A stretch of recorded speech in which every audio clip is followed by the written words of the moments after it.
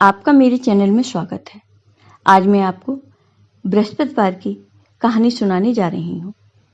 अगर आपको ये कहानी पसंद आए तो कमेंट बॉक्स में बृहस्पति देव की जय अवश्य लिखिए तथा अगर आपने अभी तक मेरे चैनल को सब्सक्राइब नहीं किया तो सब्सक्राइब कर लीजिए। साथ ही बेल आइकॉन पर क्लिक जरूर कीजिए जिससे हमारे वीडियो के नोटिफिकेशन आपको मिलते रहें। अब सुनिए ये कहानी। प्राचीन काल में एक बहुत ही निर्धन ब्राह्मण था।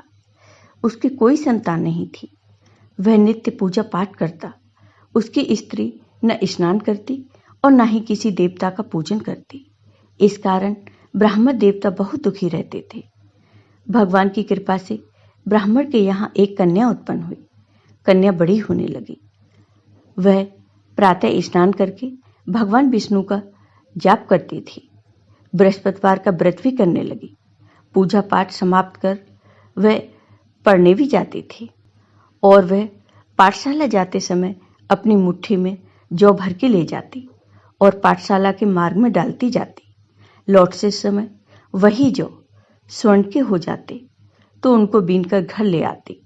एक दिन वह बालिका सूप में उन सोने के जौ को फटक कर साफ कर रही थी। तभी उसकी माँ ने देख लिया और कहा, हे बेटी, सोने के जौ को फटकने के लिए सोने का सूप भी तो होना चाहिए। दूसरे दिन गुरुवार था। कन्या ने व्रत रखा और बृहस्पति देव से सोने का सूप देने की प्रार्थना की। बृहस्पति देव ने उसकी प्रार्थना स्वीकार कर ली। रोजाना की तरह वह कन्या जौ फैलाती हुई पाठशाला चली गई। पाठशाला से लौटकर जब वह जौ बीन रही थी तो बृहस्पति देव की कृपा से उसे सोने का सूप मिला। उसे वह घर ले आई और उससे जौ साफ करने लगी, परंतु उसकी माँ का वही ढंग रहा। एक दिन की बात है, कन्या सोने के सूप में जौ साफ कर रही थी। उसी समय उस नगर का राजकुमार वहां से निकला। कन्या के रूप और कार्य को देखकर वह उस पर मोहित हो गया। राजमहल आकर वह भोजन तथा जल त्याग कर उदास होकर लेट गया। राजा को जब राजकुमार द्वारा अन्न जल त्यागने का समाचार ज्ञात हुआ तो अपने मंत्रियों के साथ वह अपने पुत्र के पास गया और इसका कारण पूछा। तब राजकुमार ने राजा को उस लड़की के घर का पता भी बता दिया और उस लड़की के बारे में बताया। फिर राजा ने मंत्री को उस लड़की के घर पर भेजा। मंत्री उस लड़की के घर गया। मंत्री ने ब्राह्मण के समक्ष राजा की ओर से निवेदन किया। कुछ ही दिन बाद ब्राह्मण की कन्या का विवाह राजकुमार के साथ हो गया। कन्या के घर से जाते ही ब्राह्मण के घर में पहले की भांति गरीबी का निवास हो गया। एक दिन दुखी होकर ब्राह्मण अपनी पुत्री से मिलने गए। बेटी ने पिता की अवस्था को देखा और अपनी माँ का हाल पूछा तो ब्राह्मण ने सभी हाल कह सुनाया। कन्या ने बहुत सा धन देकर अपने पिता को विदा कर दिया, लेकिन कुछ दिन बाद फिर वही हाल हो गया। ब्राह्मण फिर अपनी कन्या के यहाँ गया और सभी हाल कहा। पुत्री बोली, हे पिताजी, आप माताजी को यहाँ ले आओ। मैं उन्हें वह विधि बता दूंगी जिससे गरीबी दूर हो जाए।